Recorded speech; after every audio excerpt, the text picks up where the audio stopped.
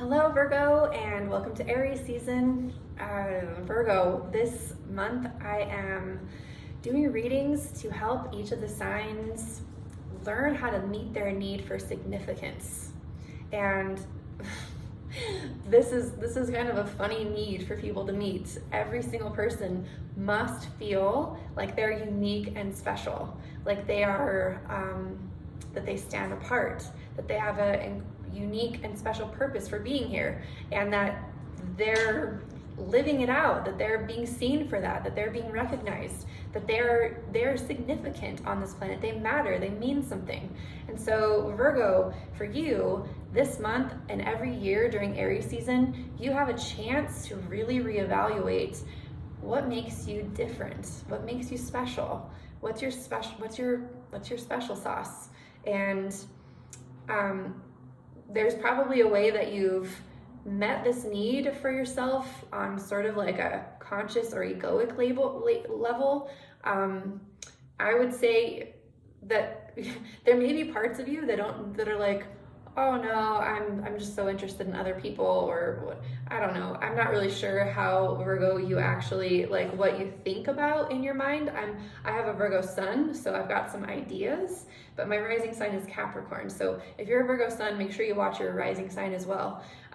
So kind of give me your feedback, Virgo. I'd love to hear what you have to say about the way that the astrology talks about meeting this need on an egoic level and actually in a more fulfilling soul level. So this need is meant for you on, it's called the certainty axis or the stability axis.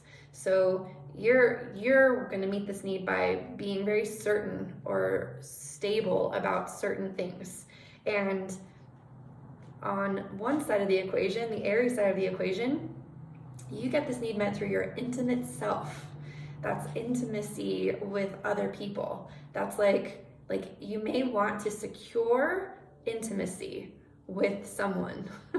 And that security, that feeling of them, well, let me just read the rest of my list. Basically, there could be some control dynamics that come into play if you're not fully conscious of how you meet this need. There could be this like air of mystery or power that comes into your relationship so that you can really be certain of who and how you let yourself be intimate. You could meet this need through sex. There could be like a lot of certainty and a lot of significance around your sexuality. Definitely there's a lot of relationship dynamics here. And so in some ways you may feel like your need for significance is dependent on an intimate partner giving it to you. And that could, my friend, be a trap. That could actually be a way that never fully fulfills you. And you probably have a lot of really beautiful tools and strategies for meeting your need in this arena. And they probably don't last longer than the dopamine hit that you get from, like temporarily meeting the need with someone else. So let's look to the other side of the equation and see how you can feel like the oxytocin side of this, like the real, like foundational, stable, fulfilling, soul fulfilling way. And that's over in your second house. That's over in your house of self-worth, of valuing yourself, of having high standards for yourself based on your value system, meeting your own needs by valuing yourself. This is something by charging what you're worth. And I don't just mean financially, by holding a high standard and not giving away parts of you to secure intimacy.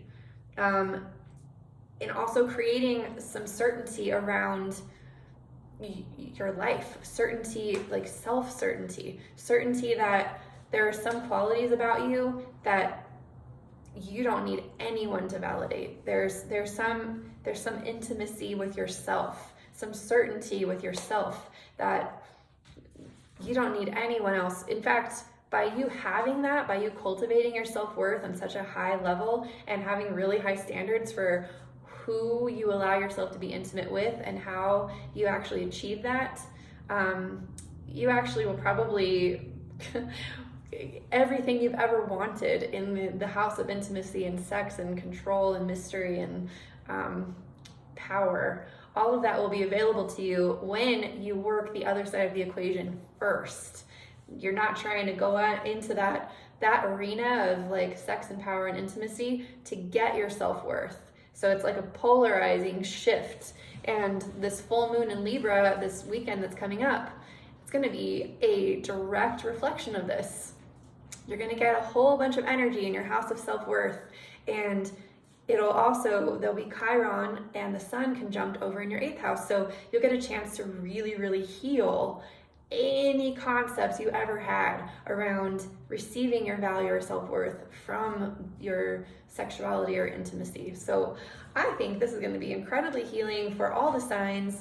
And Virgo, I'm really excited for you because this will be really liberating when it comes to feeling amazing, feeling significant, feeling valuable, feeling like you're inherently amazing without anyone ever having to tell you so.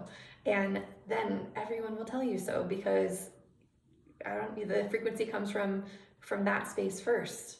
So for each, I'm just pulling animal cards for each of the signs. Animals are completely unapologetic about who they are. They're completely in their nature. And so let's see, what's your card? Ooh, you got the fish. Fish, okay. So I'm gonna read from the book. This is a water sign. Water, here it is. I just saw it, fish. Okay, so Virgo, this is an animal to kind of help you get more clarity on really becoming your valuable self. So restlessness, change of focus, lost in the current. That's what fish is. This is a water sign. Fish loves to be subsumed in life's current. Nothing pleases it more than movement, and more movement. The roaming lifestyle of the fish may be exhilarating for a while, but usually leads to weariness and slippery relationships. With all the possibilities out there in the vast waters, the fish becomes lost without clear goals and intentions. Spend some time with the lunar forces, dear fish, as the peace and calm of the moon will soothe your soul.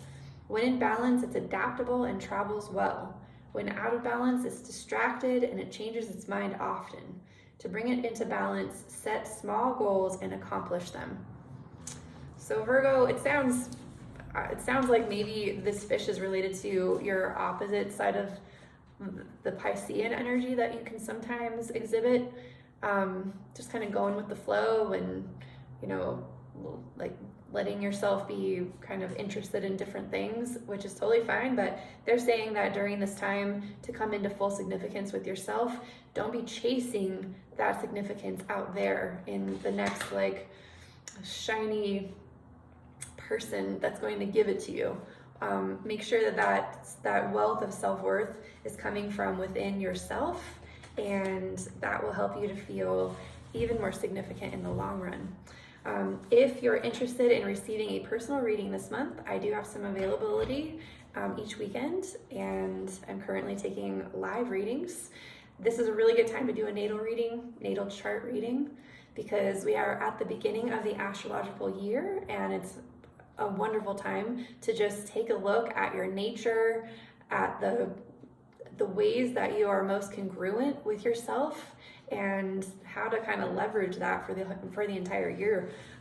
So if that's something interesting to you, please check the description box below. And in any case, I will see you next time, Virgo. Bye-bye.